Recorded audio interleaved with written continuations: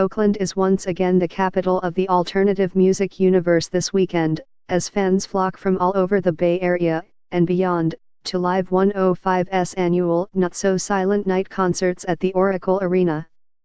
This year's lineup, as per usual, is loaded with big-name acts, including The Killers, The Lumineers, Weezer, and Portugal. The Man Others acts on the two-night bill include Vance Joy, Manchester Orchestra, Wellesley Arms, Foster the People, Walk the Moon and Alice Merton. The two-night shindig kicked off on December 8, with a decidedly folk-pop vibe thanks to the Lumineers and Vance Joy. The other main attraction of the night was Portugal. The Man, yes, the band stylizes its name by adding a period in the middle. And, no, I don't like it either. Portugal the Man used the setting to underscore the many reasons why it will never become a huge pop band, despite what the single Feel It Still might have you believe. Oh, sure, Feel It Still is a fantastic pop number. Indeed, the omnipresent smash which has spent more weeks at No. 1 on the alternative songs chart than any other tune should have been nominated for Record of the Year at the upcoming Grammys. Here's what the fans were waiting for at Portugal. Themen performs Feel It Still at number Live 105 NSSN at Oracle Arena at livenations.twitter.com/06460BJB3X.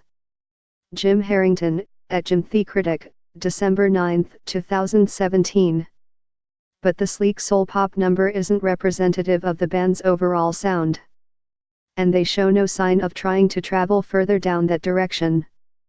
Instead, the Portugal the Man players, vocalist-guitarist John Baldwin Gorley, bassist Zachary Scott Carruthers, multi-instrumentalist Kyle O'Quinn, guitarist Eric Hauck and drummer Jason Sechrist did their best anti-star impersonations, performing on a dimly lit stage, rarely interacting with the crowd and showing very little, well, showmanship.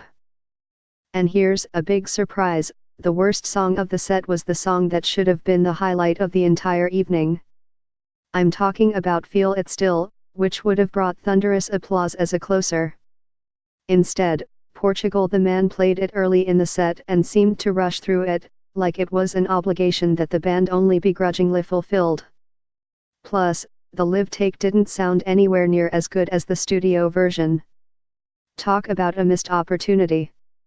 Still, Portugal the Man was best thing I saw on night one, delivering a powerfully psychedelic freak-out that honored the band's roots and must have confounded those that only know the band from Feel It Still.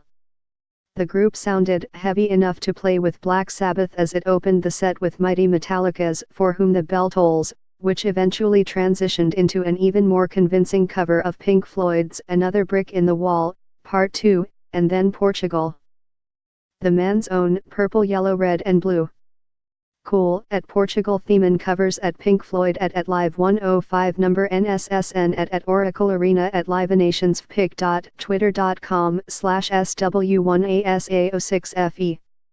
Jim Harrington, at Jim the Critic, December 9, 2017.